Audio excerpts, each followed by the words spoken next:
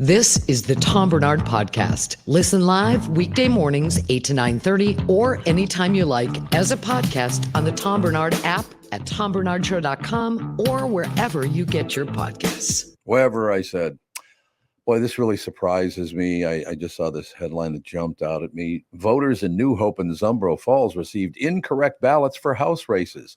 That is about the 17th case of ballots either appearing or disappearing or not where they're supposed to be.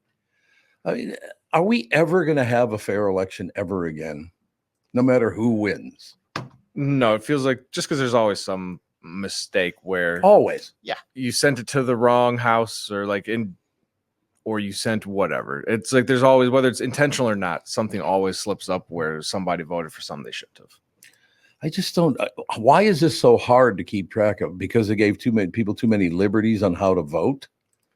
Yeah, I don't know. I mean, if American Idol can figure it out, with no controversies, like, get your act together, U.S. government. Like I said, I just, I don't care who you vote. I'll give you an example. Mm-hmm. There's some people, Barnard, he's so conservative. It's over. Oh my God.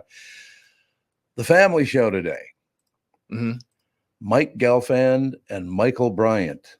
You talk about the king of the lefties right there. I mean, if I were so far right, why would I have those two on together? Maybe you're, a masochist? Yeah, that's right. That's what it is. I don't know why people just don't understand. It's like I'm kind of in the center looking both ways going, I don't want anything that extreme on either side. Mm-hmm. So calm down, everybody. Jesus. That's all I have to say. But could you get the votes right? Is there, they always, oh my God, this is going to be horrible. And this is, oh, Jesus. Well, it's horrible because nobody pays attention. No. Shouldn't you have to pay? I mean, Bill, you're in charge of these 500,000 votes. And if they're not all there and lined up, this is your fault, Bill. So get off your ass and do your job. Sounds like a massive responsibility for Bill. That's a lot of votes. That's not that many. Have them, what'd you say, billion or million? 500,000. Still, have them. Maybe like 50 per person. 50? 100. 1,500. Be a lot of volunteers. I realized that was a very small number. I was going to say, yeah, that's, what are you going to do? But yeah, this is all I'm asking is you guys do what you guys do, but could you at least get the ballots correct? Where they're supposed to be, when they're supposed to be there. Apparently now Arizona's decided they're going to let 80,000 people who are not citizens of the United States vote in the presidential election. How can they make a call like that? It's a national election. Where is that? It's in Arizona. They're talking about 80,000 people who are not residents of the United States can vote. It's like, no. Because if I remember correctly, at least the last time I went to vote, I just gave it my name. They said, hey, you still live at this address? I say, yep. And I have my ID in my hand. And they're like, no, you're good. Yeah. Go over there. Like, I feel like you should at least have to check your ID. I agree. Or some sort of documentation that says you are who you are. Otherwise, I could just be like, yeah, Tom Barnard. Yep, I'm here to vote. Is that your address? I don't know. Sure. Yeah, looks like it. Over that way, sir. 1313 Mockingbird Lane. Yep, that's my address. Absolutely. Oh, right. Absolutely. You're still up on Mockingbird Lane, huh? Yeah, still on Mockingbird Lane. No, that was Sid, not me. That was wonderful. That's they thought his house looked like the Munster house, which I thought it was a nice house, but Sid wasn't exactly going to get out there and, paint the paint the porch. No, not at all. Not going to happen. So, yeah, it is what I'm trying to avoid a couple of things today because they'll spill over into the sports arena. I'll hold off on it, but I just found out a good friend of mine has dementia and it's just a bitch. And the greatest thing about it is that people think that he and I hate one another and always have. I used to go after him and shred Tommy Kramer. Just next time I see him, hey, Tommy, let's have a beer. He was just the most even keel guy you'd ever want to meet. Just supremely talented. But what did they say? 16 concussions? I don't know if it's that many, but I feel like some players maybe have said in the past that they've had like 30 plus concussions like that. Yep. That might be the head injuries talking. You might have a little bit less than that, but that's not. Yeah. Well, Brett Favre just came out and said he has dementia or Parkinson's disease. Yeah. And he's like said that he had over like 1,000 concussions, or claims that he's 1,000. Yeah, like that's okay. Let's call. I think he'd be dead. Yes. Your brain would be pudding at that point. Probably. But Caramel flavor pudding, maybe chocolate. chocolate pudding. Okay. But football's it's a violent game, and I know this year we had kind of talked about it. I think it was Phil with the Guardian caps. Oh yeah, right. With that kind of extra layer of padding, and if we're being all honest here, does it look dumb? Yes, Yes, it does. But it's new, Mm-hmm. and that's maybe why it looks dumb. At the end of the day, the safety of these guys in the long run, because some guys' careers are just so short. Like a running back, like you can be like, look at Todd Gurley. He was like on top of the world for 2-3 seasons, and then it's like now you're out of the league. That's it. I don't see him doing any like broadcasting stuff. So like, how is he having that income? Not saying that he had head injuries that cut it short, but that type of stuff where maybe the Guardian cap's not a bad thing. Yeah. Well, my thought was maybe they don't do as much as the NFL claims they do, because if I was an NFL player and they said, hey, this is going to lower your chances of getting a concussion by 50%. Yeah, sure. Throw it on. I'll wear it every day. But nobody wears them. So I would be curious to see why all the players chose not to protect themselves from concussions. Yeah. That's a good point. That is a good point. Because honestly, it looks like a little bit of padding on the outside. Like how much more padding would you need in reality? Like show me the stats. I'll see if I can find anything. Oh, you're going to look up noggin stats? Yep.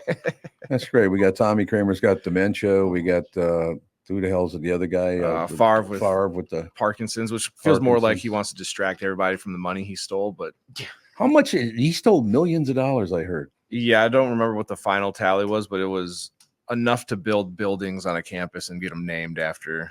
Didn't he already have millions and millions of dollars from playing football? I mean, yeah, you would think between football, his Levi's commercials, or his he had some bronze sock thing deal that he had going on. Tommy Copper. Tommy Copper. There we go. Copper socks. Bronze sock. I like bronze sock. It was either like the Levi's or whatever denim jean commercials or Tommy Copper. Him and Jerry Rice just out playing pickup game with some other guys. This is from Guardian. Like this is from the Guardian Caps official website. So take that with whatever you want. But they say that their Guardian Cap reduces impact up to 33%.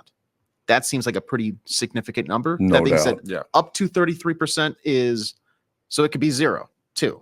That you know. Well, yeah. But you know, taking away a third of impact, I feel like on some of those hits would be pretty game changing. Yeah. Yeah, they're going to have to do something like that because there aren't a lot of young guys now not playing like grade school football, junior high football, that kind of stuff. They just don't want to be involved in the sport that, I mean, look at all these players just massacred their brains, unfortunately. So, but you've seen the same thing that the young guys don't want to play football anymore. Yeah, there's a lot of parents that will hold their kids out and say, hey, I'm going to wait till you're closer to, high school where your brain's a little bit more developed. Some people just don't play at all. I know like 5 years ago, there was a string of players retiring early where they're like, I just got my check for my first, 5 years in the league and I'm getting out while I still can. Yeah. Well, there you go. My favorite football. You got I was going to say one more because this is actually more impressive. Pro Football Talk had this last year in August, but the NFL says positions wearing Guardian caps saw a 52% decrease in concussions. That's wonderful. That's kind of massive. Yeah, it is. So I've never had a concussion. You guys ever had one? Yes. Oh, you have? Yes. From pickleball? Hockey. And then I fell on the bunny hill at Wild Mountain trying to snowboard. And it was all ice. And I went standing up to flat on the ground in the blink of an eye and smacked my head. And that was not very fun. God, I would imagine not. Can you imagine me skiing? Think about that. No. I could see you sitting down in like the little, what's like a chalet or something, drinking some hot chocolate. There you go. You could hold down like the table at a chalet for sure. But actually out on the hill, I would pay to see that. I have never, ever had any interest in winter sports, whether it's skating or skiing or tobogganing it's cold out. I got no interest. Hey, the ski jump over at Theodore Worth, baby. When I was a kid went down it on a toboggan. That's insane. No. Turned out to be a really bad idea. It didn't kill him or anything, thank God, but it was not pretty. And then, of course, it burned it to the ground. So, one day we're just going there. It's like, What's on fire over by Theodore Worth Park? Oh, it's the ski jump. Okay. Never did replace it. No, well, now there's the one out in Bloomington, I believe, which just looks massive. I'm like, there's nobody. I'm not going down that. I've never seen one person come down. My, you got to drive by that to get to my daughter's house. Yeah, I've never seen one person on that ski jump. Neither have I. So I don't know if it's just for show at this point, but yeah, I'm never in a million years. Not gonna happen with you or me. I'll tell you that, man. It's one of those deals. So yeah, could you please just keep track of the votes? That'd be nice. It'd be wonderful. I got to ask you this. I know we got to go in a minute here or two, but suspected drunken driver crashes into restaurant patio in Blaine. What is this now? We got him crashing in at Park Tavern. We got him crashing in at the patio in Blaine. What has happened here? Where was it at this time? A driver was arrested in the crash at Clive's Roadhouse. Oh, Clive's is great. Clive's really good. Yep. That's right up there by like the National Sports Center area.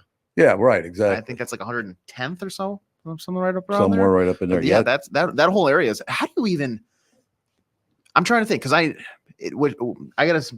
Do you know if they were in the parking lot or did she come from like the Highway 65? Sounds like she's on the highway. How do you guys know it's a woman?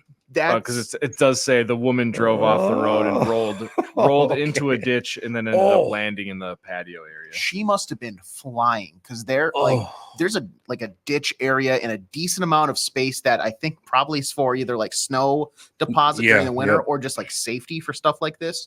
She must have been flying. That is so much distance and like hills to cover. Yeah, and it sounds like there's two other people in the car with her that had minor injuries, but it doesn't sound like anybody else was hit or hurt. Really? Oh, maybe not. I got to the bottom. I got 2 people were killed in the crash and several more. Oh no, they're talking about the Park Tavern one. Oh, they switched gears halfway through. If you're looking at the same one I am. Okay, CBS. Yep. Yeah. Okay. Well, I should read that with them. No, it all works out. A 36-year-old driver was arrested Tuesday after crashing a car into the patio of Clive's Roadhouse in Blaine, injuring 2 passengers. The car left the roadway at about 6:35 p.m., rolled onto its side. Oh, God. This is exactly what you talked about. Just kept rolling and rolling. So, yeah, I don't know. Can you sit on a patio? Maybe it's a good thing that winter's coming, so nobody's going to be out on the patio. You know, I get a little frustrated sometimes because when I go out to eat with my girlfriend, she never wants to sit on the patio. I'm like, it's a nice night. She's like, no, I'd rather be in the AC, blah, blah, blah. Maybe she's doing me a favor. Yeah. Maybe I need to just. She saved your life. Yeah. You know, I've never come close into accelerating into a bunch of tables at a restaurant. Never happened. No, who put all these tables in the middle of the road? Cut the comedy. What is wrong with us? We're now twice a month. Well, another person ran into a restaurant. I think, what? Whatever. We'll take a break. Be right back. Got some sports stuff to talk about. A lot of sports stuff to talk about. Ladies and gentlemen, South Dakota, one of the most business-friendly states in the country. You know that. And there's no better place to settle down and take advantage of those incentives than in Sioux Falls, South Dakota, as the state's largest city with a metro population. Almost 300,000.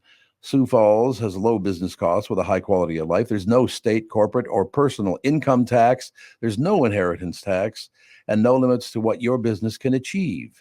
Sioux Falls, South Dakota was recently ranked the #1 best small city for business, this is by Forbes, so it means a lot. Careers by Forbes.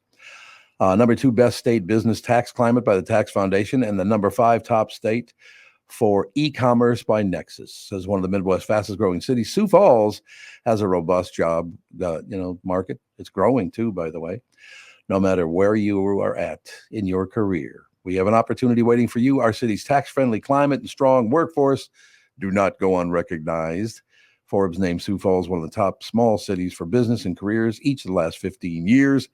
In 2020, Sioux Falls also ranked as the #4 best city for young professionals. So, how does South Dakota stack up against other states? We rank 2nd in the nation for the lowest cost of doing business, the most business-friendly state, and the best business tax climate. And as South Dakota's biggest city, Sioux Falls is at the center of these benefits. Now is the perfect time to make your move to Sioux Falls, South Dakota. Visit SiouxFallsDevelopment.com.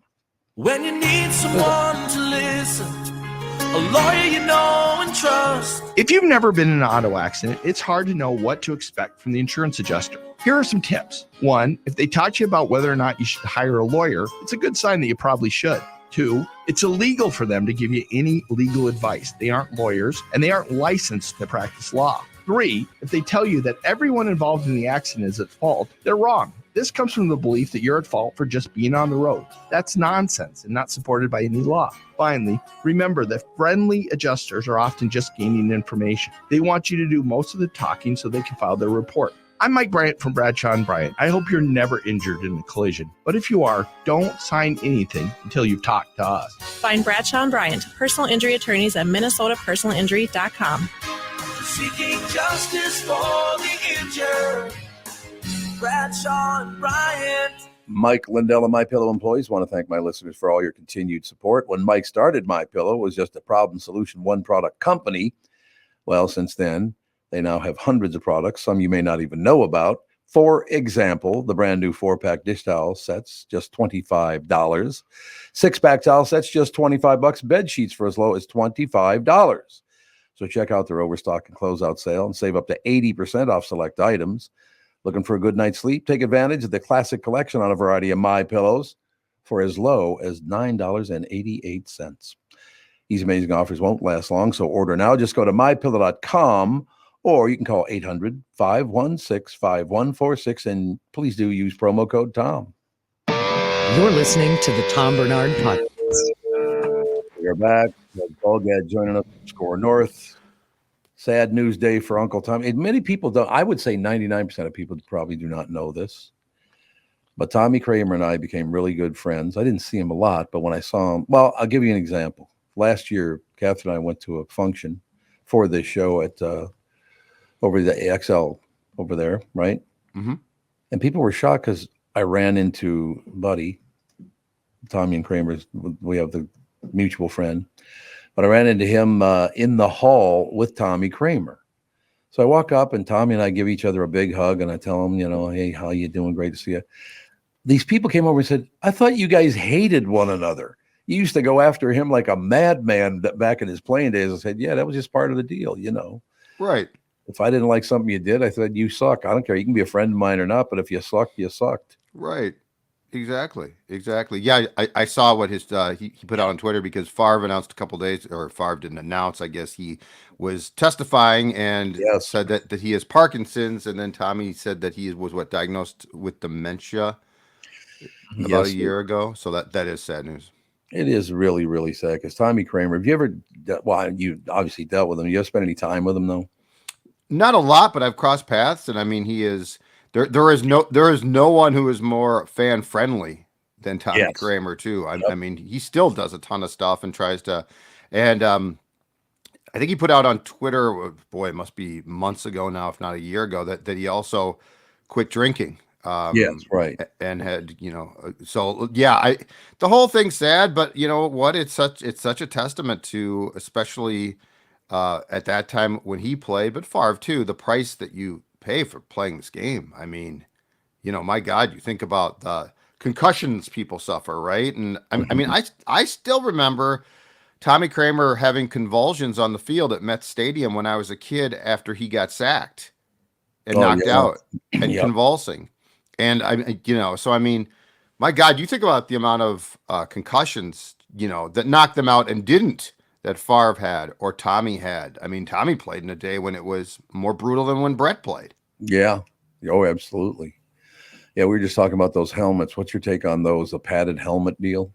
The Guardian cap? Oh, well, I mean, so the guys can wear them in games if they want now. The vast majority don't. I do think that the technology has improved, but there's no way to safe-proof this sport.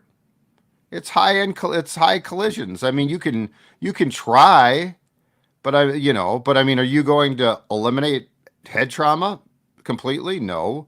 But I mean, my God, you go back and watch the 70s when they had no basic rules, like when you could destroy a quarterback. Like I don't think I've ever seen, and I don't want to see again, an athlete convulsing on the field. I think I was like in 3rd or 4th grade at the time. Ugh. I mean, it was, and he probably played the next week or 2 weeks. We didn't take it seriously. Yeah, well, back then you're absolutely right. It's like I can't see it, so it mustn't be okay. It's like, Yeah. yes, it's in my skull, you pill. Well, I was covering a game. In fact, I just read about this in the Favre story in 2004 when Brett was concussed, left the game, missed a few plays, came back in, threw a touchdown, and had no recollection of the touchdown. Oh God, isn't that sad? That is so sad. See, I got lucky. I got hit in the head with a bat when I was a little kid, and I still got cracks in my skull that have rejoined, thank God. But I am very, very lucky that I don't have at least mild dementia. I mean, I work with you three, so that's kind of dementia. Yeah. Yeah, Yeah, well, that's true. But that's a whole different story. whole different story, right? That's there. caused by us, not you. Yeah, it's a whole different deal. Yeah. So I mean, I just so sad running into people, you know, they've lost a step or it just makes me very, very sad because Tommy Kramer, if you knew him at all, hell of a nice guy. He just was a very nice man, or is, I should say, not was. But I mean, football has caused, obviously dementia. There's no question that I think the experts will tell you that Parkinson's is related, or one of the causes is head traumas. Mm-hmm. There's a decent amount of football players that you hear stories of who have Lou Gehrig's disease. Yeah. I mean, it's an awful sport. Like we love it. It's fun to watch, but the physical toll it takes on the body is just ridiculous. Yeah. No question about that. I like the fact that we're just avoiding talking about the Minnesota Twins, even though they won yesterday. Yeah, I was gonna say, why are we avoiding this? It was a great win. They were down 3-0, and they came back and fought. Now they're showing us what they're made of. Winning every third game. Oh my God, yeah. I'm completely being. I was watching the telecast last night. I didn't go because I couldn't take 2 consecutive nights of that dreck. And I was watching the game on Bally Sports North last night, and I don't know how he did it, but Justin Morneau brought up the positives in everything. And it's like, can you just acknowledge, there's an elephant in the room here, Justin. This team is choking beyond, Yes. And he's talking about how these at-bats are good for this guy, and how this guy, this guy's played a good third base for a long time now. And it's like, you played this game. If you were on this team, would you be trying to gaslight the fan base into thinking that it's all positive? But everything's fine. Don't worry about a thing. They're still 2 back because Detroit, Kansas City won. Actually, Seattle won. Seattle, for a brief time last night, had tied them at 2 games back in the wild card race, but then the Twins won. And so Seattle is 2.5 back. But if ever there was a team that did not deserve a playoff berth, it is this collection. No, it's true. It's really unfortunate. You go from year to year and it changes mightily, but what the hell? Minnesota sports. It's so funny because when I was a little kid, you had the Minneapolis Lakers. Yep. You had the #1 college football team in America, won the national title when I was, I believe, 8 years old, something like that.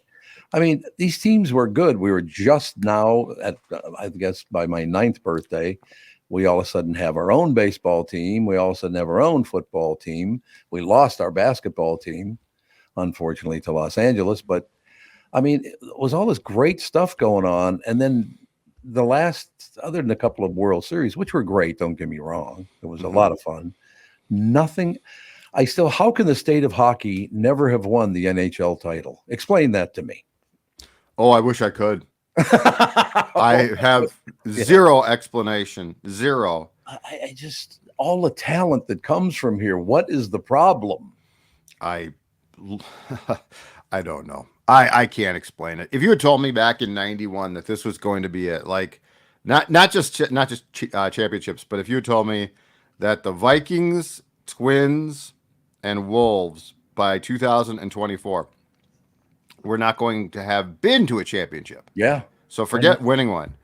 And then you were to have told me in a couple of years, the state of hockey is going to lose its team. It's going to be replaced in, 7 years after that. It's going to be replaced by a team that is going to also never get to a championship. I would have said the odds are improbable. Impossible. Nearly impossible. Is it because, I mean, what I hear from the teams is they kind of blame it on the fans. Well, if the fans would be a little more fired up, it would really help. What? And I was like, what are you talking about? Why don't you be interesting? I don't know if you were there in 87 and 91, but it got a little loud in those baseball stadiums. Who blames the fans? Oh, there are a lot of people that do that. Oh, the fans would show better support. Like, yeah, okay. Oh my God, it's got nothing to do with the fans. It's got everything to do with the teams and the owners. And that's ridiculous. That's absolutely ridiculous. Now, let's be very clear that that's not how it works in podcasting. The fans are a very important part of that. Oh, well, no, the fans can be important. It's like the Vikings fans on Sunday were great, but I'm saying to blame the fans. I know. No. The fans have nothing. The fans are the one. They're the aggrieved party. Yes. As much as those tickets cost now, that's a lot of money, man. For a team. Class action suit. Let's file one against the 4 major men's teams. Let's win some money, Tom Barnard. I got no problem with that whatsoever, but I know you only got a couple of minutes, so I do want to bring Tommy Kramer back up again because I heard it about on the way in this morning. I've known some people that have gone through this situation where they kind of don't even know who you are anymore. Well, I told you that one time I go to my buddy Franny's house. We're leaving, and his father had been disabled years ago. And I mean, this was in the 60s, so he would have been disabled in like the early 50s, something like that. And as we're leaving, he said, Tommy, be careful. Don't be getting hit by a streetcar. Well, there hadn't been any streetcars in those streets for I don't know how many years. What a brutal disease, though. Yeah. I know. It just makes me so sad. And to hear that somebody like Tommy Kramer has dementia, was diagnosed about a year ago. Is that correct? Yes. Yeah. Yeah, that's what I hear. So, I mean, I hope you got a chance to meet him, or you still get a chance to meet him, because he's one of the nicest guys you're ever going to meet in your life. You could attack him and say, you are the worst human being on earth. And he goes, okay. He just doesn't care about that kind of stuff, which is one of the reasons I love him so much. It's like, yeah, whatever. That's your opinion. What do I care? Well, and I like that too, because he played pro sports, and that's what like if you play a sport at its highest level and you don't expect people or you expect all people to like you or adore you, ain't going to happen, right? It's funny you bring that up. 2 days ago, I'm on a walk and I ran into a couple of listeners. George and Mary were their names, and I'll never forget this, but George was very honest about the whole situation. He goes, Tommy, I tell you, for got half my life now, I've been listening to you, and I love you. Well, sometimes I hate you. Good. See, that's the whole point. That's the whole point. I love you, but sometimes I hate you. It means you're doing your job. We're not even married. There's something like that. But that just came up a couple of days ago. Sometimes I just hate you. I'm like, okay, it's understand. I guess you're probably not doing your job right unless somebody hates you. No, I guess. No. And I mean, your shows, I mean, that's the way it should be, right? Like, I'm sure there's a group of diehards who agree with you across the board on everything, but to me that's no fun.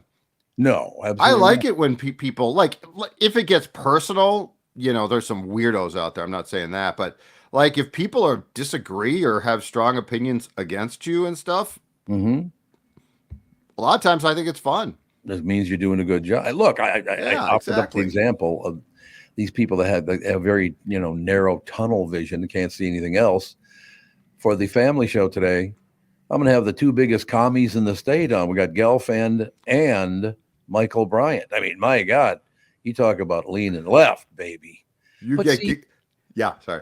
No, just very quickly, I would say I'm going to like this because even though I tend to be very centrist about it and all the rest of it, I enjoy those conversations. I mean, because Gelfand will look right at me and he still does that one thing. Most people go, let me just tell you something. I don't know. He does this. The thing about it. And he's like making points. He goes like this. He goes, this, and then he goes again. Like, Mike, I don't know if you know this or not, but use this finger. That'd be much better. But see, I like shows like that. I'm not going to agree on very much they have to say, but I want to hear all sides to a story. That's the Sure. part that pisses me off about our politics in America. They don't want you hearing all sides of the story. I want to hear them all. Well, let's go. What's really true? And it's not nearly as important, but sports is the same way lots of times. Absolutely. Like sports is the same way. Like there are still people who want this Twins team to make the playoffs. Oh, yeah. I think they're a despicable bunch. I have no interest. I'm not joking. They have no business being, they don't deserve it. They'll have to back in. I have no interest. There have been several teams in this town that I've decided they're just despicable and I want them done. Okay. Well, I don't blame you. But there's fans who are like, no, if you make the playoffs, they might have a chance. I'm like, they don't deserve a chance. Well, so this is not good. We're going out on a hot note like this, and I'm not going to talk to you again until Tuesday. What the hell is that? Well, here's the thing.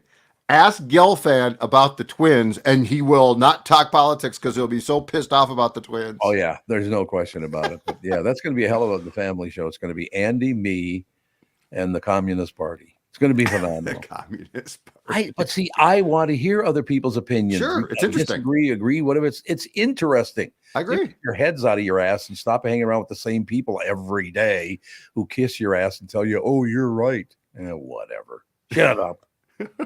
Right. See, now that's a high note. I like that. We'll go off on shut up. Yes. Yeah, shut up. You see, there's nothing wrong with shut up. Who decided shut up was negative?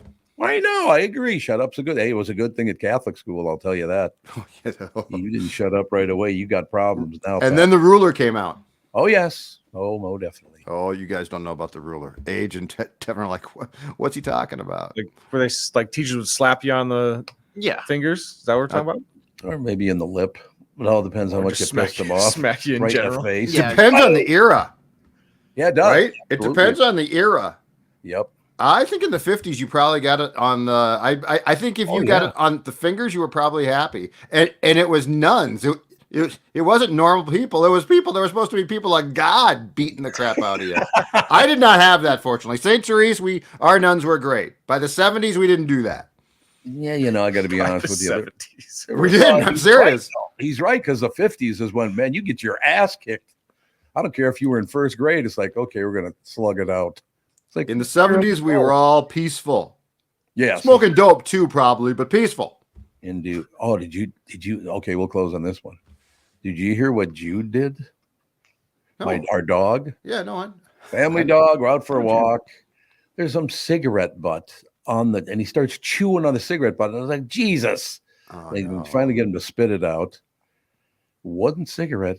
It was a joint. He got higher than a son of a bitch. Have you ever seen a dog who's high? No, what happens? He got manic as hell. His eyes are like, he's running around and he starts flipping his legs up in the air. It's like, doo, doo. What the hell? It was, man, I have never seen a dog on cannabis before. It was hey, if anybody has, what's the number they can call in?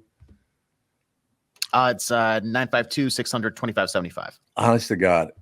Oh, there's really a number for this? Yeah, you can call into the show. Studio hotline, yeah. Studio. I thought there was a helpline. No, helpline for the cannabis. If you're a dog who's addicted to drugs, I like it. That's a good one. Call us now. I like it. God, did he lose his mind? It was unbelievable. That's awesome. Oh my God. All right, you pill. We'll have a nice 4 days off from this. Go, Jude. Be careful, Jude. It's dangerous out there. I think he's going to booze next. I was going to say he's going to be like trying to find a dope dealer now. Doggy dope dealer. Doggy dope dealer. I got to get a fix, Tommy. I got to get a fix. You got to get it, man. All right. Thanks, pal. Talk to you. Bye. Talk to you in a bit, ladies and gentlemen. Scoring us, Judd Zulgad. Beer, food, Vikings, and real-life jousting. The only place you can find all these together is the 2024 Minnesota Renaissance Festival. It's final weekend of the Renaissance Festival. And a special festival Friday. Yes, I did say it's the final weekend coming up starting tomorrow. What the hell? Anyway, a discounted admission ticket includes wine, gift bag, discounts from select artisans, and more. It's the final weekend and open tomorrow, too, by the way. We're open this Friday, located at the Renaissance Festival grounds in Shakopee. It's fun for the entire family as you venture around the grounds, finding amazing food and drinks, tons of different street acts, live music, and full armored jousting.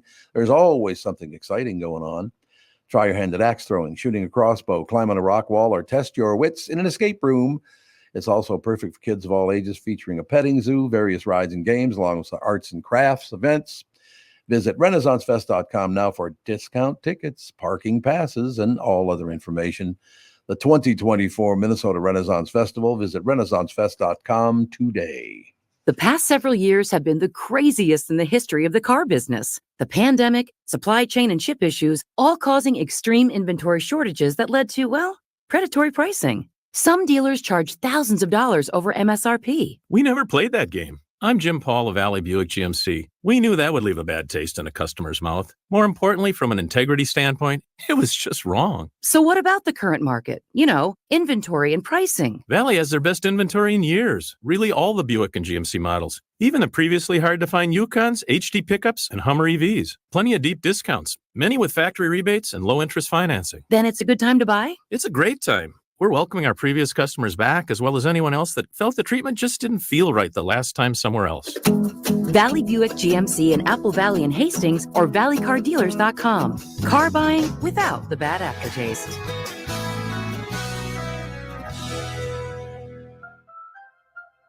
Why should your business bank with North American Banking Company? Here's Austin Bartz of Bartz Lawn and Landscape and Bartz Snow Sculptures. I started banking with North American, I think, 3.5 years ago.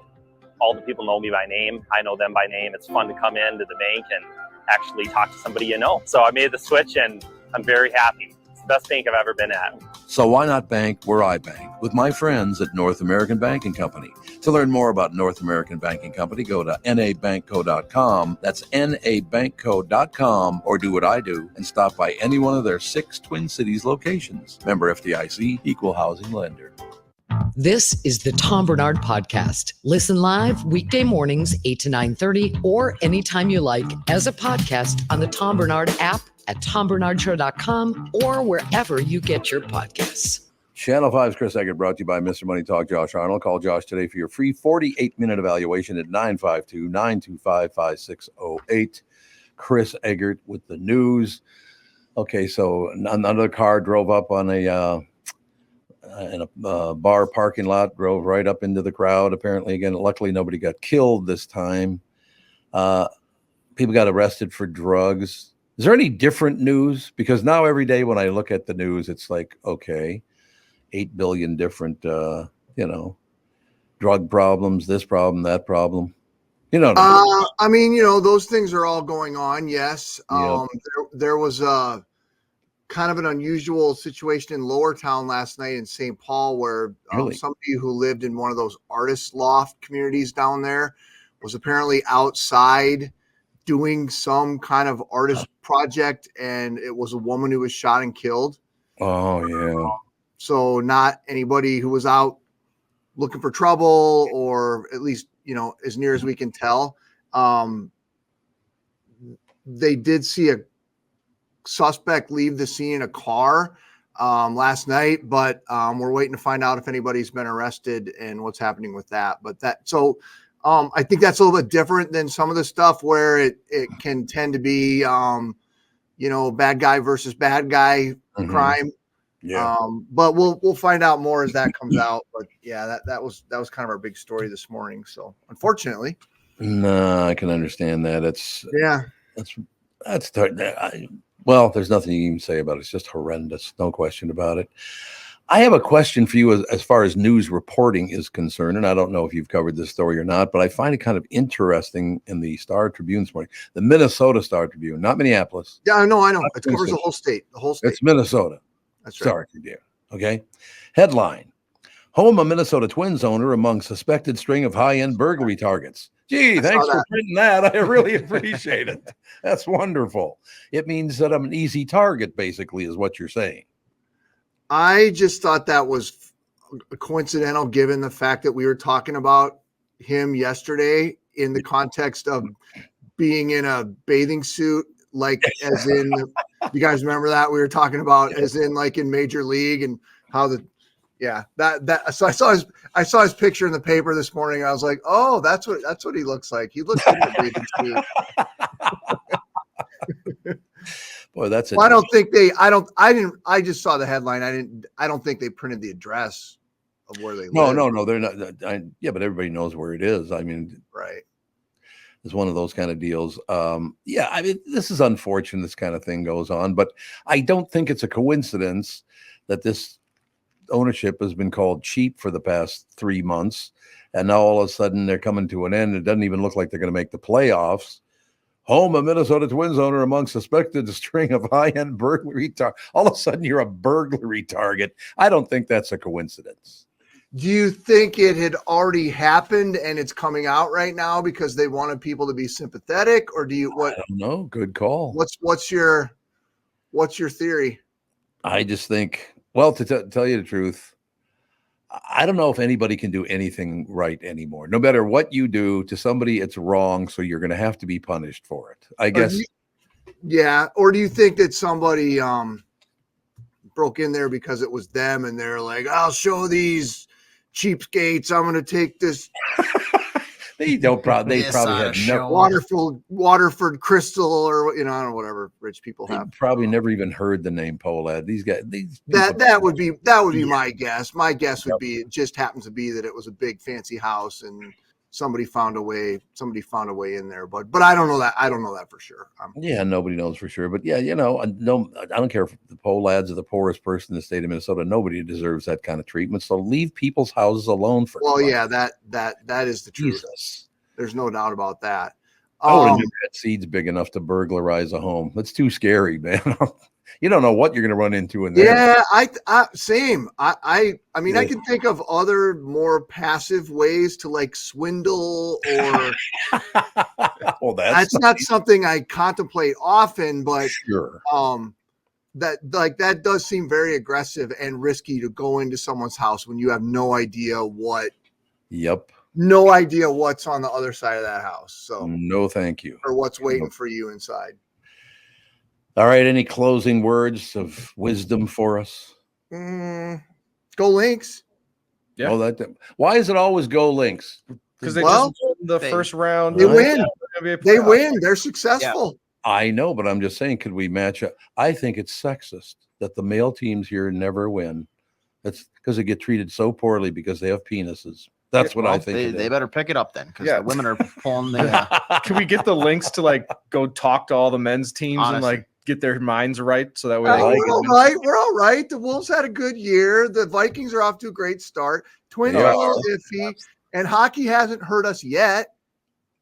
I don't know. They also haven't started. They looked pretty bad last night in a preseason game. So, did they? Did you watch it, AJ? Yeah, I did. They lost like 5-1 or 5-2. It's preseason. It doesn't matter. Yeah, they're working up the kinks, but nice. Power play didn't look great. The Twins had a rough preseason opening or whether and look how great they're doing now. Look how wonderful they got it going now. The Vikings, are they? I didn't catch the count. Are they, since they won last night? Are they back within a game, or where are they at in the 2 games back? 2 games back. Still 2 games back. And they've got 3 games left. 4. 4. Yeah, they got one more against the Marlins. Then they close out at home against the Orioles in a 3-game set. Yep. Yeah, because that's a game that got moved to primetime, right? I think the Saturday game got moved to primetime. So everybody around the country will be able to watch the Twins. I'm glad that I'm glad that the MLB decided to do like what soccer and a lot of like football teams have done the past, or football has done the past like couple years, where on Sunday, the last day of games, everything is slated to start at like right about the same time. So there's no like the Twins maybe have the Twins will be out of it before the last day of the season. Yeah. Oh, they're cooked. Oh, I got you, AJ. So nobody's like sitting in the locker room watching to see how the outcome of the other game goes or whatever. Yeah. Is that what you're saying? Or it's like if a team maybe needed to win, but now it's like they saw, okay, the team we needed to lose lost. Now we can just rest everybody. Now another team is going to get like our B squad pitcher. Yeah. So everybody's playing at the same time. So everything unfolds, and I like that. Yeah, that makes sense. There you have it. Look at you staying long. It's about right. It's about average. What if then he gets to spend more time with us? Exactly.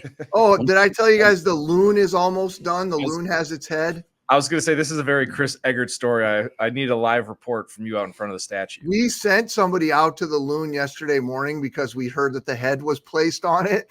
Because there'd been all these like pictures of the headless loon at the it's right there by the beautiful Spruce Tree Plaza on Snelling and University. Anyway, it's an improvement for that corner. That corner's not a pretty corner. It's an improvement. So do we bring like offerings, like sacrificial offerings to it, or like what do we do now? Yes, bring smelt, little tiny fish. We'll start with sardines. Yeah, work our way up. I don't know. Tom. Bring minnows, whatever. There you have it. All right, you pill. We'll talk to you tomorrow. Yes, adios. I was thinking I might not be here tomorrow, but I will be here. What a shock! Got to work a full week this week. Wow. Pay you overtime for Don't that? strain yourself. I'll be all right. Your usual 156 days off a year. Is that what you're talking about? Yeah. All right, we'll talk to you tomorrow, pal. Bye. Channel 5's Chris Egert, brought to you by Mr. Money Talk, Josh Arnold. Call Josh today for your free 48-minute evaluation at 952-925-5608. Take a break, be right back, kind of check things out, see what's happening in the news right after this. When you go to a restaurant, you expect the chef to be an expert. You expect your auto mechanic to be an expert when it comes to fixing your car. You judge them both by the results of their work. Josh Arnold is an expert in investments and planning your financial future. Josh Arnold is my expert, and he should be yours too. I talk to Josh every week, and he understands the market and the economy, and he knows how to plan for your retirement. Don't put it off another day. The man with your plan is Josh Arnold. Call Josh now for a no-obligation 48-minute evaluation. You've got nothing to lose, and you'll have an expert planning and managing your financial future. Call Josh at 952-925-5608. That's 952-925-5608. Investment services offered by Josh Arnold Investment Consultant, LLC Security Investment Advisor. Past performance is no guarantee of future results. All investments involve risk. All comments and opinions are Josh Arnold's and do not constitute investment advice. Tom Barnard is a paid endorser. Is that text you're sending so important that you missed your turn? Is that text you're sending so important that you ran the red light? Is that text you're sending so important you didn't see the ball coming onto the road or the child that followed? Hi, I'm Mike Bryant from Bradshaw & Bryant. When you take your eyes off the road for even 4 seconds, your vehicle travels 100 yards. That's the entire length of a football field. If you absolutely have to text, you need to pull off the road somewhere safe and do it from there. Texting and driving is against the law and can cause serious injury or even death to you and others. Now that is important. We hope you're never injured in a collision, but if you are, please contact us. Find Bradshaw & Bryant, personal injury attorneys at minnesotapersonalinjury.com. Going farther with Mike Bryant on your side, seeking justice for the injured. Bradshaw & Bryant. This is the Tom Barnard Podcast. It is indeed our very, very special guest. He's avoided me the last couple of years. Haven't seen him. Used to come in studio. Now, Joe Gatto. How you doing, Pally? I'm great, Tom. How are you? Magnificent. You guys just, how many years now have you guys just been killing it? I wanted to set the record straight. I'm not avoiding you. We're not going to start that way. I haven't been dodging you, so don't make it out that's the case here, friend. You can't casually say that to just get into the interview. Like, hey, this guy hates me. Joe, what do you got going on? So what's going on with you, Joe? Well, I just get used to it, being in this business. It all works out. No, I will tell you what, honest God. So how many years you guys been at it now with Impractical Jokers? I did 9.5 seasons on the show. Right. But that show is now in its 11th. I think they're 11th season they're doing right now. Yeah, I think that's exactly right. The 11th Which season. is craziness. Yeah. I got to do over a decade with that thing. It's unbelievable. Over 300 episodes of TV. Such a blessing. Well, it was great because at the very beginning, you guys came on. I was on the KQ morning show at the time in Minneapolis, and you guys would always come on. Sometimes two of you at once, and all the rest of it. You guys have just been trying to make people happy. Is it kind of difficult? Like I said, you stepped down about a year and a half ago, but as crabby as people are in the streets, everybody's pissed off at everybody and everybody's angry. Did it get harder, or is it easier to have people sit down in front of TV and go, thank God I can sit here and laugh? Yeah, I think that's important. I think that's an important thing with the job of comedy, right? Is to not remind people of how terrible their life could be. I think that's a big part of it. I mean, that's why when my live show, like I do stand up now, when my live show, I like to make that an event where like people are just come out to laugh and not, get a chance to forget for 60 minutes how annoying the world could be. I don't get up there. I'm not a divisive, comic. I don't get up there and talk politics. I just get up there and tell stories and relate that people can relate to and just have people laugh along in a room. And I think that's really, really important. Well, I think that's what everybody needs to understand. And I talk all the time about, I have friends that have pretty extreme views on both sides, the left and the right. I got a lot of friends that are in the middle. I don't hate anybody for their politics. I have friends, I don't agree on one thing politically with them, but they're still a dear friend of mine. The whole world isn't, to me, and I guess the point I'm trying to get to is, you can have the politics part. I'll go with the humor part and go in and have a few laughs, because one always tops the other. No question. Oh yeah, for sure. Especially if you're doing it right. I think that's important. Like, funny is funny, right? So if you're just getting up there to upset people, like, why are people paying to come see you if they're going to leave in a worse mood than when they came in? It doesn't make any sense. That wouldn't necessarily be a good thing. You're absolutely right about that. Not a good business plan, I don't think, right now. So you're in the podcasting world as well. Mm-hmm. How's that going? You like it? Love it. I'm with it. Well, I have a co-host, Steve Byrne, who you probably know as well. Great stand-up comic. Yep. Good friend of mine. He's really good. We do our podcast called Two Cool Moms, which is really fun. We basically, the first half hour, we just talk about anything and everything as comedians.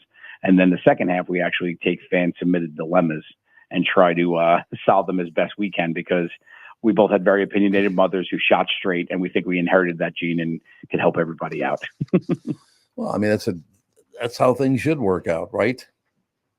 Yeah, I think so. I mean, that is, like I said, just to have you on talking about just getting away from all that kind of stuff. I'm just really hoping that we can get back to a situation where, and I suppose it's been my whole life, it was always, let's go to the club and see a comic and laugh it up, have a good time. Let's go hang out with Billy or Bobby or whomever's, they're always joking around. I don't know if people do that anymore, but they should get back to it. Yeah, I think we're finding our way back. I mean, we went through a little rough spell as humans, and I think we're finding our way back. I'm hopeful. Me too. Why are you coming to town anytime soon? Because you got to come to town. I mean, there's no question. Yeah, for sure. I mean, I just started this tour and I tour, all over the country. So Let's Get Into It is going to be coming through, I'm sure. Yeah, we'll stay on top of that. As a matter of fact, it said, wait a minute, look at this debut special. Look at this. They slipped you a note. Yeah, they did. The Messing with People released last week. You're on tour right now, but you got to get to Minnesota. So tell me a little bit. You got one more minute, or do you have to go? Yeah. Okay. 1 minute, sure. Okay, Messing with People. What's it all about? Yeah, Messing with People is my new special, just dropped on YouTube. So this was the show I toured with 2.5 years. And when it was time to retire the material, I didn't want it just to go away. Of course, you work so hard on it. Yeah. So I decided to film a special, and we put it out there on YouTube. And it's a good way for people. A lot of people didn't know that I had moved into stand-up as well. So now they get to see me do that. And then they could come out and see me live with my new hour that I just started as well. So my new show that I'm touring with now is completely different than that. And that's called Let's Get Into It, where I figure out how people become the way they are. I'm always fascinated with, because I wasn't always this loud, boisterous kind of person. I was started out as a real geeky kid. So it's really interesting to see how people turn into the way they are. So I analyze my journey, how I went from little Joey to Joe Gatto. Now, did you have an older brother or sister, that kind of situation? 2 older sisters. Yeah. 2 older sisters, a loud Italian mother, a loud Italian crazy mom. A father who was very steadfast, and all of it comes together. But then you look at it too. Like I'm a parent now, right? I have 2 kids, so I'm with my son in the supermarket, and we walk past a woman. She's got a pineapple in her cart, and he starts laughing. I go, "What's up, buddy?" And he points. He goes, "The pineapple." I go, "What?" He goes, "I put it there." my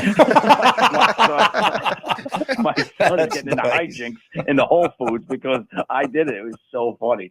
So you realize the impact you have on your kids. No question about it. But honest to God, to have you on today is great because, there's so many things going well in your life. You're on tour, Messing with People's out, released last week.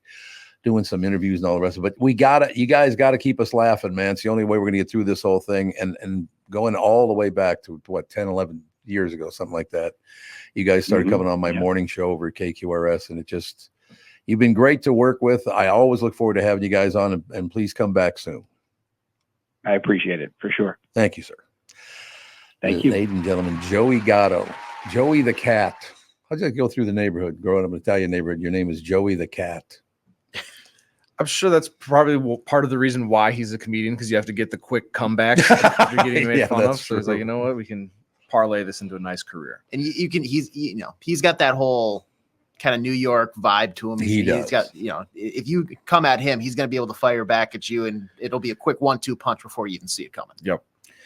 And I just, those guys, those 4 guys, well, I mean, there's the new one now, but so I guess total 5, but for the last 10, 11 years, they've been the easiest people to deal with. They're never a pain in the ass, or it's never, because these guys got very, very successful. Oh, yeah. I mean, this thing is done very well for them, which is great to hear. But just so easy to deal with. Like, hey, thanks for having me on. It's like, no, I was going to pass on having you on. Just very, very nice people. So I love seeing people like that do better and better and better in their lives, right? Oh, yeah, definitely. That's how it should go. Another great guest coming up right after this. We'll be right back. Why should your business bank with North American Banking Company? Here's Austin Bartz of Bartz Lawn and Landscape and Bartz Snow Sculptures. I started banking with North American, I think, 3.5 years ago. All the people know me by name. I know them by name. It's fun to come into the bank and actually talk to somebody you know. So I made the switch, and I'm very happy. It's the best bank I've ever been at. So why not bank where I bank? With my friends at North American Banking Company.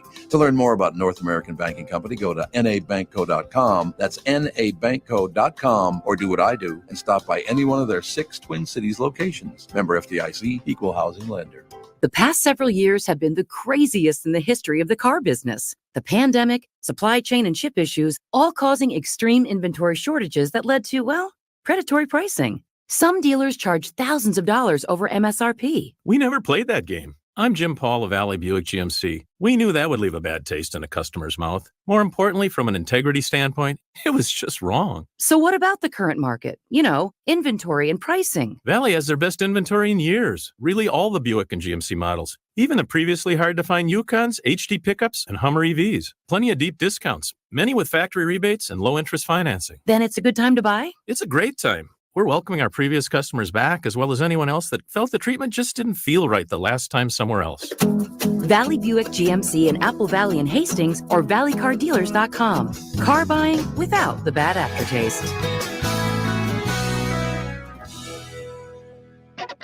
You're listening to the Tom Barnard Podcast. We are back, ladies and gentlemen.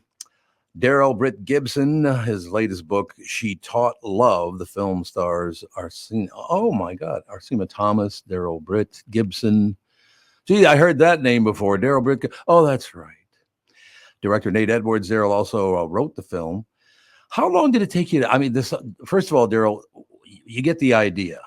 So from the idea to where we are now, how long was that journey? How long did that take? Wow. Thanks for having me on. First and foremost, it's been a 7-year journey to get this film made. It's a true labor of love and perseverance, never giving up, always believing and knowing that this thing deserves its place in the world, not just in your head and in your heart. It's the reason that we're here today talking about it. I think it's wonderful. Ever since getting off the street, the prestigious cable television series Frank Cooper, played by, of course, Darrell Britt-Gibson, has been coasting through life, distracting himself with women, booze, and blow while auditioning to play stereotypical gang members and drug dealers. Yeah, that's interesting going through. So basically, do you think that most people know that in the acting world, sometimes the people are so good at portraying someone or playing a part is because they've been through something like that in their own lives? Is that all part of being a really great actor? I think I look at acting as experiencing something if it's something that you've never done in your real life, you still can experience something for the first time. And so I think about the idea of really being able to like feel things. I think that's what acting is, like feeling things, and you know, because you're sitting across from somebody in a scene who's giving you something, and you have to give them something back. And I think really, you know, I think when I'm acting, I think nothing about anything other than who I'm in front of in the moment, in the scene, and reacting to that, and sharing that space with whoever my scene partner is. Yeah, that makes total sense. I mean, this idea, where did the idea come from for She Taught Love? Because you've been involved with this thing from second one, right? It's 7 years. There's pieces of my real life in it, and then it became a thing about not seeing the type of films that I really, really loved, and not really even being given. If you build it, they will come, right? And so I said, if I don't see it, then I have to go do it. And it's just something that's been in my head and in my heart, and something that I wanted to see. And so I was like, it was the universe telling me, you need to write it yourself if you want to see it. Yeah, that makes sense. I don't want to give anything away about the whole situation, She Taught Love, and all the rest of it. But I mean, there's a good positive message here from what I got. I'm not going to say how it ends or anything like that, but there's some good things that I'm reading about this right now. That's nice to hear. That is nice to hear. That's not all just bang them up and everybody dies. That's getting old. Oh, no. We this is love, and love is something that each and every person in this world experiences, desires, needs, wants. And I think being able to tell a story that is really just steeped in love, love for a significant other, love for your family, love for your friends, it just really feels exciting to be able to tell a story that is so purely about love and these two people and them experiencing life. And, I think that, the world can feel dark enough and divisive enough. And I really do believe that the tunnel that can get us all out of that is love, because it is something that we all experience and have experienced or desire to experience, and more importantly, something that we all need and deserve. No question, Darrell. I got to tell you, I met my wife 44 years ago. We've been married for 40 years. And I tell her every year I love her more than I used to. Every year I love her more than because I don't think I would have made it through life without her. Wow. That's really beautiful. I love stories like that. I could talk to you for hours about that, about how you met, because I'm truly fascinated by that. But that's, man, you hit the jackpot. If loving somebody more and more every year, isn't that the coolest thing in the world? Yeah, and it's not something I expected to do. It's not like my goal is to love her more every year. Yeah. That wasn't it at all. It just, I realized, she's put up with a lot. There's no question about it. She has put up with a lot, Darrell. Yeah, we all are. But this is why when you find your person, how beautiful is that? And to know that's your person, it's just such a blessing. I think you go through those tough patches with each other, and those really are the things that test your relationship, but it's why you're together. If you never went through anything without each other, how would you ever know that this is your rock, this is your person? So that's why you're able to love her every year more and more, because of what you went through and what you put up with, and that's so beautiful. We looked at it, Darrell, too. I know you only got a couple more minutes, but I just want to get to this briefly, that we are looking at the whole situation and realized that I never, ever went into my lawyer's office 44 years ago. I just didn't do it. we would talk over the phone, or we'd have dinner and talk about what's going on and all the rest of it. But for some reason that day I had to go into my attorney's office. Now, like I said, I never went there. So I show up at my attorney's office. There's this beautiful young woman sitting behind the desk. I'd never met her, obviously, because I'd never been there. So I tell her who I am. Well, it turns out she had to do an interview with someone she was writing about the music industry, and I was working at Capitol Records at the time. And so there's a coincidence that I just happened to come in that day. Also a coincidence that she had to interview somebody in the music business, and I turned out to be in the music business at Capitol Records. I mean, look at all the coincidences there. I mean, just that one moment, I would have never met her. This would have never happened if I had not shown up my attorney. And that, I don't know who directed that or whatever, but thank God or whomever did that, because it should not have happened, and it did anyway. But it should have happened because it was supposed to happen, and that's so beautiful about it. That those aren't even coincidences. That was by design. The universe is telling you that is your person, that she is your that you are her person, and that you are supposed to meet at this space and spend the rest of your lives together. And that's just, it's so beautiful. It is indeed, but got to have you in studio one of these days, Darrell. You got to get on the road and come in the studio. I would love to sit and talk to you face to face. I would love that. Let's do that. Thank you, Darrell. Have a great day, sir. All right, you do the same. Right, bye. What a nice man. I mean, seriously, what a nice person that guy is. Yeah, and a message of positivity rather than a hatred and being angry.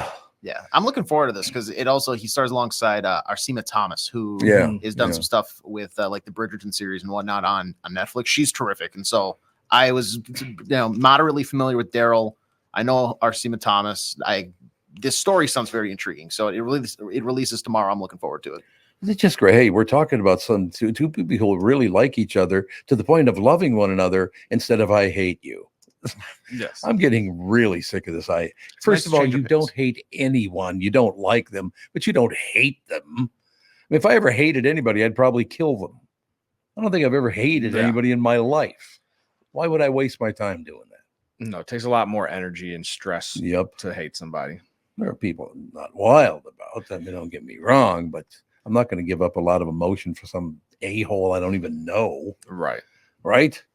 Absolutely. But that was very, very nice to have him on. Darrell was a great guest, very positive, in love with love, which is also very, very nice, very positive. No question about it. I ran into a friend of mine, and then I don't want to use her name because I shouldn't even probably tell you who she was married, but she was married to a big time rock star. Huge, right? Mm-hmm. And I talked to her briefly a couple of days ago because I just ran into her. Just a sweetheart of a woman. But just hearing the hell that she had to go through being married to this, I think he's been married and divorced like 6 times now. Yeah. One of those kind of guys. One of those. So I was like, oh my God, how did you put up with that? But it's just, I suppose you're that sparkling star for 1 year, and then after that, it's like, I'll find somebody else. Yep. I would guess. I don't know how that goes. Like I said, I've been with the same woman for 44 years, so I don't know what the hell's going on in that world. But I just, man, to run into somebody as positive as Darrell was on this show is always a great pleasure, don't you think? Yeah, I think so.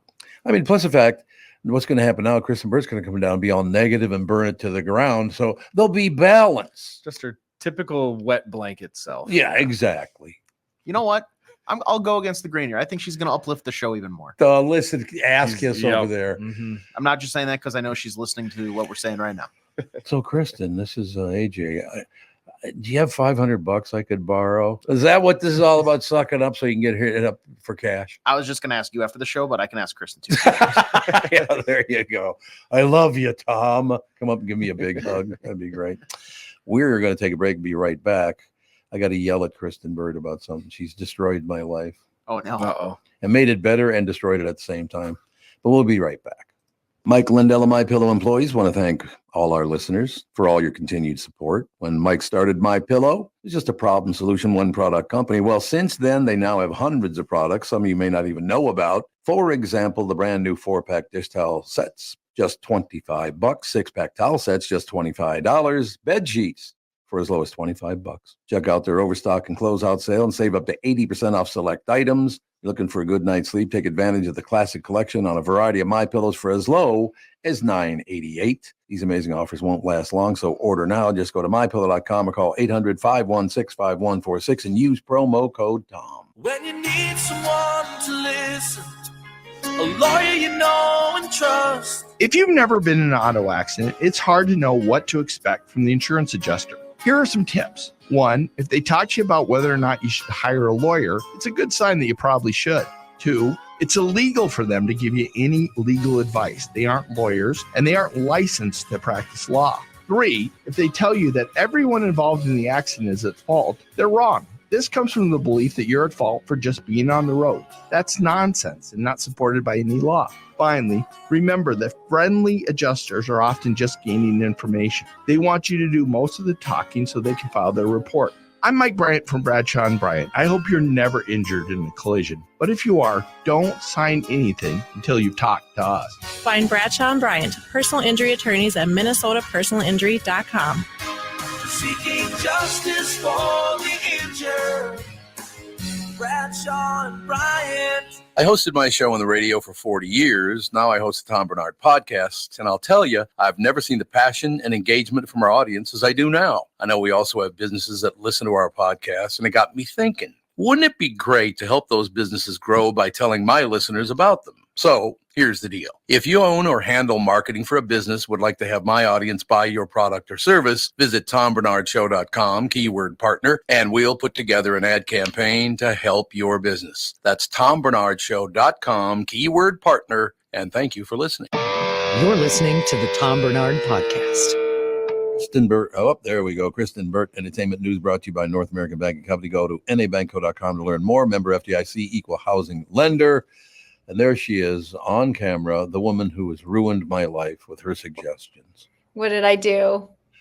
Oh my God. I watched Monsters, the Menendez story, the first episode. Oh, Jesus.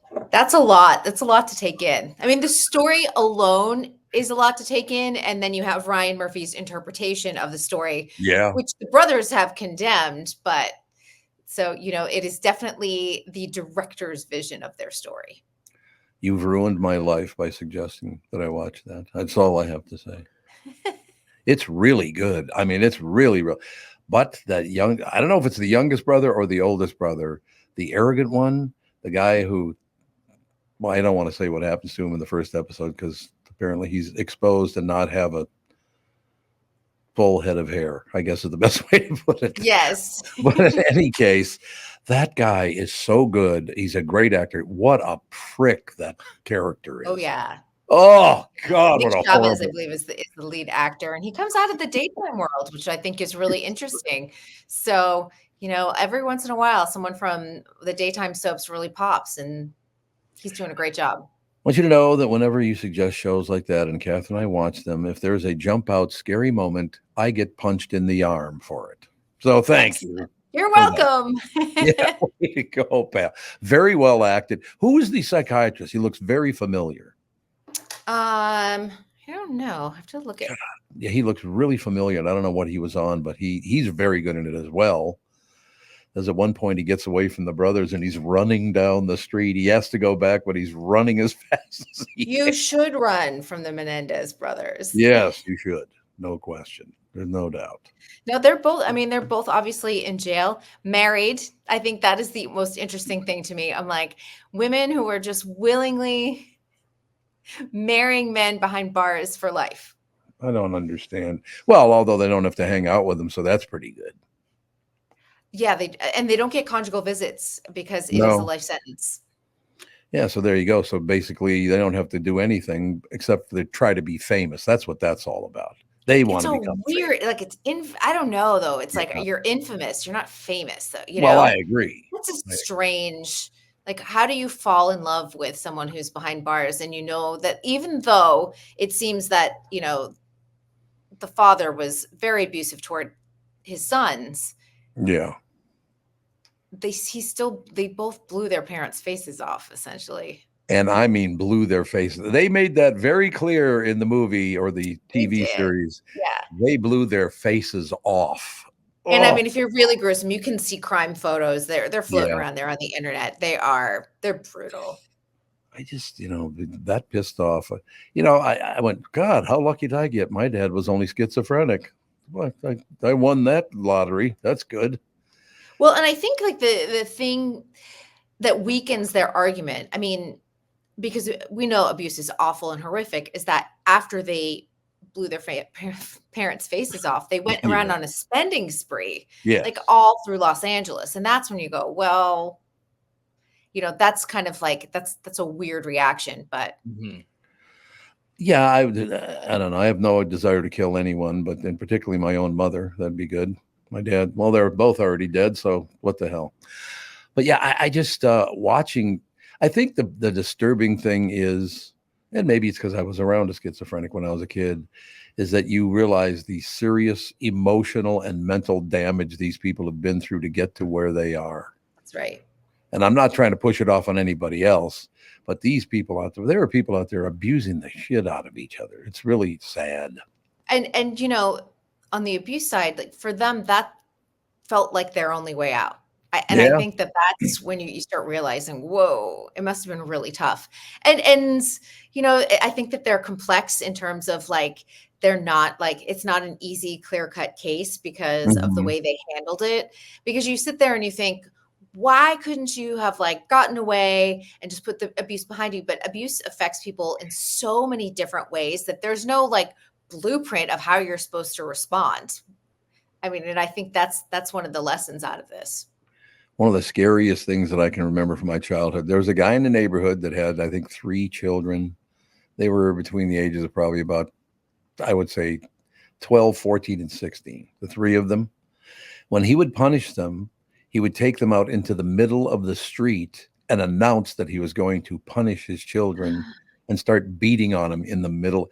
He had not only was enough to hit them, he had to humiliate them as well. Oh, that's not going to give that kid a good chance of being pretty even keel once they get to the adult years. Sad.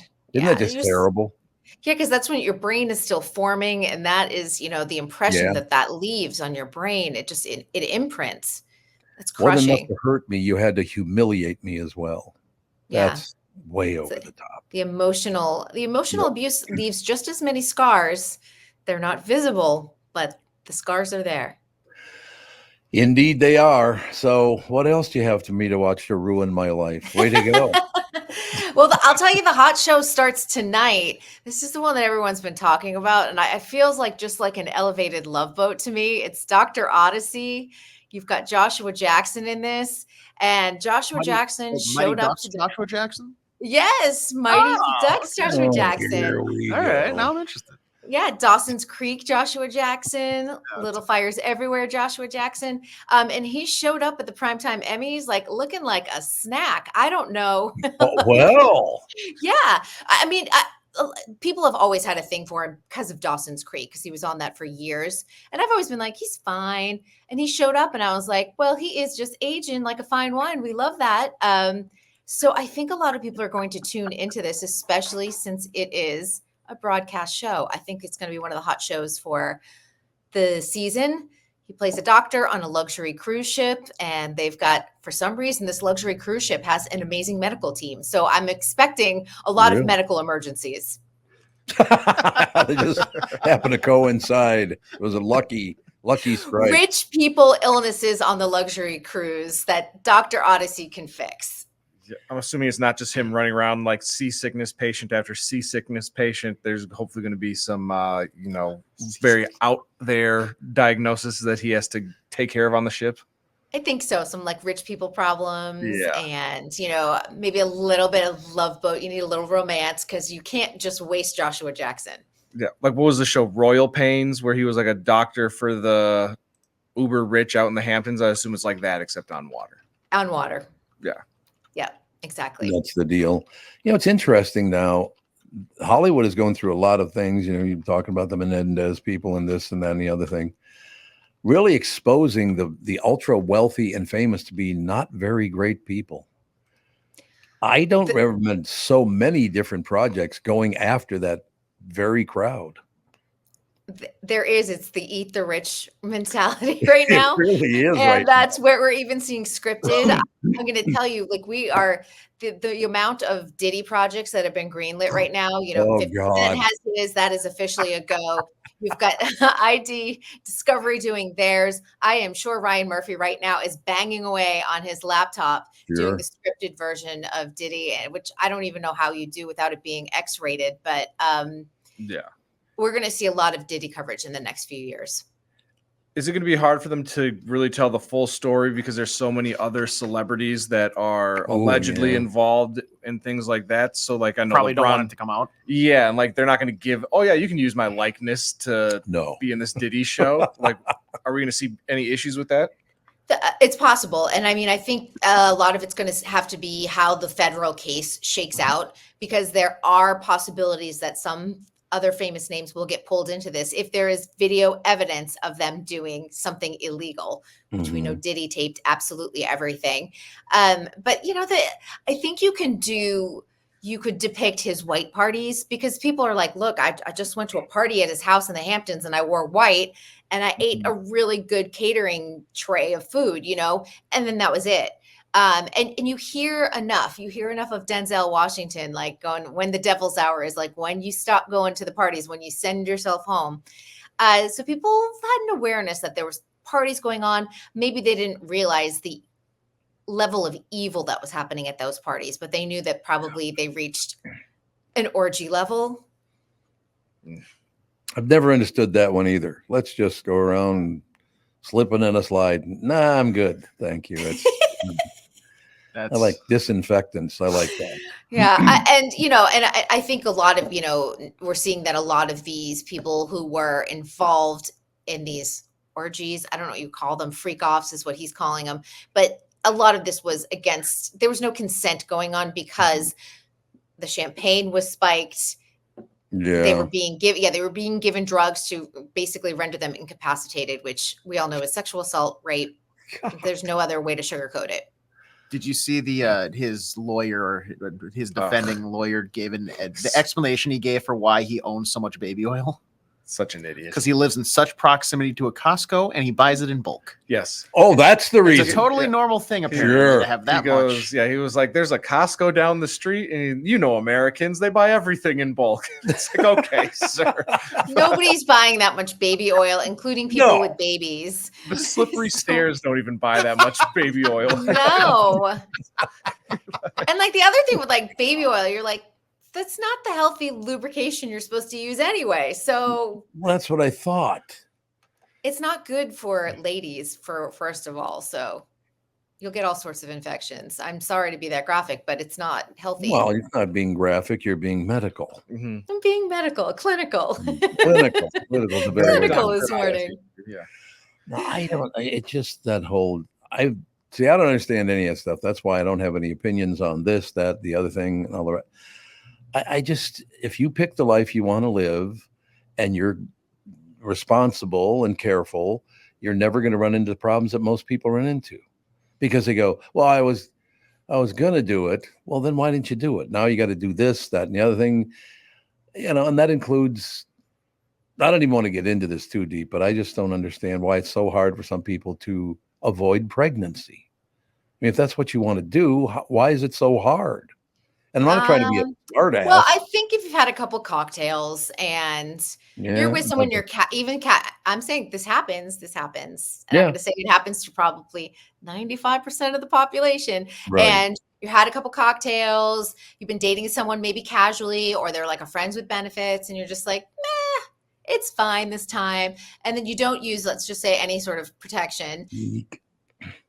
And you know what? Maybe you get away with it a couple times and your partner doesn't become pregnant. And then so you start doing it a couple times more. And before you know it, I mean, and then there's an unlucky few who only had sex once and got pregnant. So, well, that does happen. Yeah, that does happen. But I think people get sloppy is really what happens. So you think it's an alcohol thing more than anything, or getting high on pot or something? Sometimes, or you're in the heat of the moment and you're just like, right. It's okay. Just poor judgment.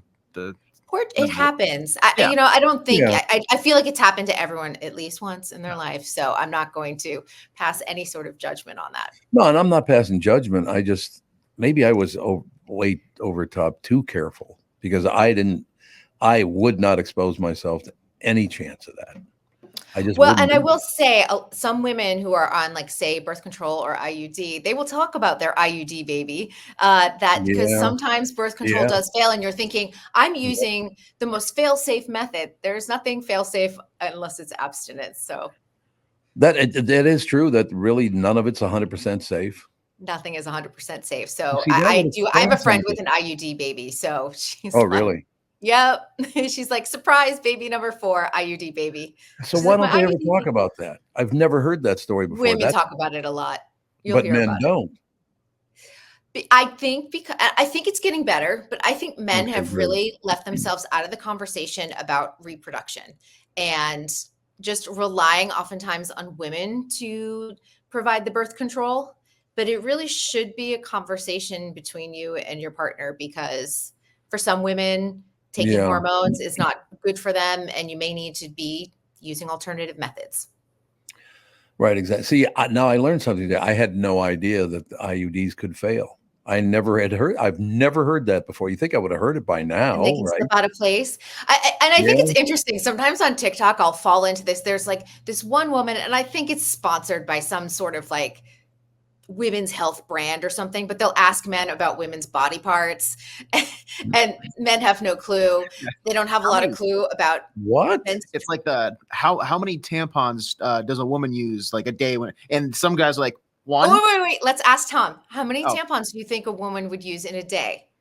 In one day. In one day. Like well on their period. I would go 3. Okay. I would. From my understanding, it depends on how heavy the flow is. So like it could be like 3 to like 6. So you guys thought I was going to fail miserably, and it didn't happen. Some guys go 1 though, and you're like, "What? Are you hoping your woman dies from toxic shock syndrome?"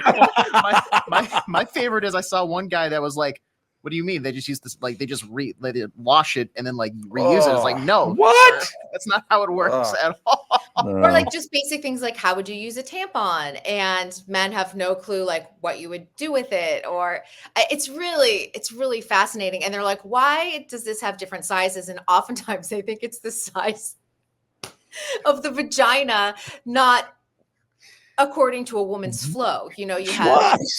Yeah, she weighs about $180. She's got probably wears a medium tampon. This might have to be a new weekly segment, just basic sex education with Kristen Berg. I agree.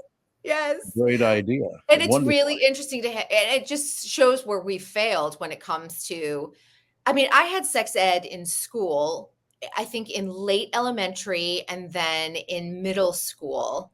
Didn't have it in high school. And it just, I don't know if it's fallen off in the public schools. I don't know. Do people teach it? When I went to private school, they didn't teach it at all. It wasn't part of the curriculum. Right.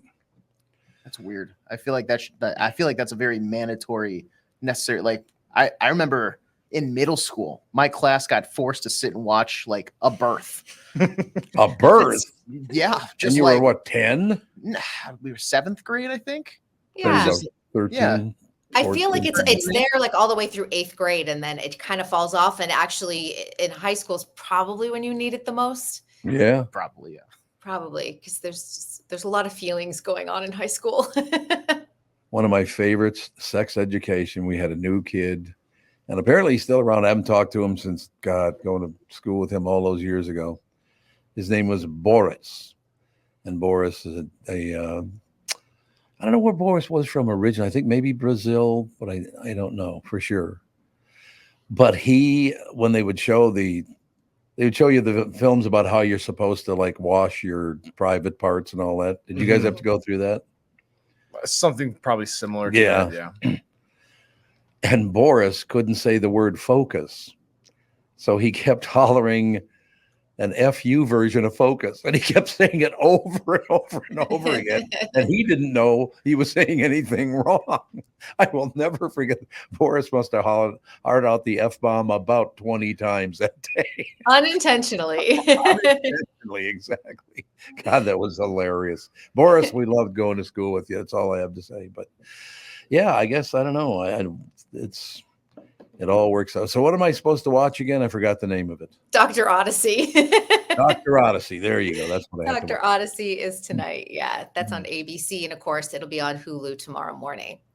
So it's a journey. It's an odyssey. This is what Dr. Odyssey. Well, he's on a luxury cruise ship. So. Well, that's what it is. Yeah. Okay. It's an elevated love boat. Is it any good? This is going to be the hot show of the season. I'm telling you. Really? Yes. I mean, even more than the Murdering Mendez brothers. I still got 8 more episodes because it's your fault that I have. My fault. And The Perfect Couple, which Tevin has only watched the dancing. I've seen a good portion. No, I'm watching a Fight Night now with the Kevin Hart, Taraji. On Peacock. On Peacock. Phenomenal. Yeah. Such a good show. That's another big one of the season. Like there's a couple shows that are breakouts, which is nice. A lot of good stuff you guys just brought up, though. We're watching, Catherine and I tend to watch all it. That's another thing I really love about Catherine is she, for some reason, she and I, maybe it's been together so long, but we tend to like the same things. I mean, we have our own shows, I suppose, maybe, but in general, we watch stuff that we both really like. And we don't have these narrow focuses, which is a good thing, I suppose, right? Sure. You don't have to fight over the TV. Do people still fight over the TV a lot? I suppose they probably do. I mean, we only have one TV in our house, and my husband and I don't have the same taste, although he'll watch more of my stuff versus me watching his stuff. But oftentimes I've been on a screen all day and I'm like, TV is all yours. Or if I do have to watch something for an interview, I'll just let him know like, hey, I do have to watch a screener tonight. You're welcome to watch with me, but I am going to need the TV. I can watch it on my laptop too if I need to. So it's not that big a deal. We'll get it all covered. So we'll get to watch more people well, I don't know if more people get murdered or not in the Mendez thing, because you pointed that out earlier. They did a good job of covering the fact that they both shot their parents' faces off. They did a really good job of making sure that's what happened. I'm like, God. That's haunting you today, isn't it? Well, how much do you have to hate somebody to do your own mother to do that to your mother? Well, yeah. And I think that's like part of the big question. Like you can understand the father being abusive and maybe you kill your father. Not that we're going to commit murder, but maybe you have an understanding towards that. But why also did they kill their mother? Did she beat on him too? No, I was going to say that's reminding me of this current trial that's happening. I don't know if it's fully sentenced or not yet, but there was a 15-year-old girl who shot her mom in their own home and then just got convicted of, I think, first degree and second degree and stuff like that. But everything that you're kind of saying is reminding me of that in the sense of, and maybe this is what's wrong, but my first thought is like, who's going to pick up some sort of true crime thing on this girl now who's going to go away for a long time in jail?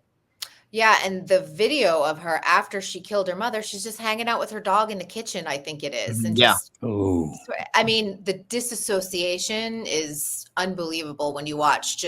You don't see anything in the murder, but you just see her just acting very casually. Yeah. Nothing happened. But it's like, it's chilling too, because you see her like walk down the hall and you don't see anything. And then you hear gunshot, mom screaming, couple more gunshots, and then she just comes out like he's, and then she's just like normal and just hanging out with the dogs. Yeah. What? Yeah. Carly Gregg, 15 years old, was in the middle of a mental health crisis and does not remember shooting her mother. Yeah. I never shot my mother. I've never experienced that. No, I don't think anyone has, and anyone should. Not many people.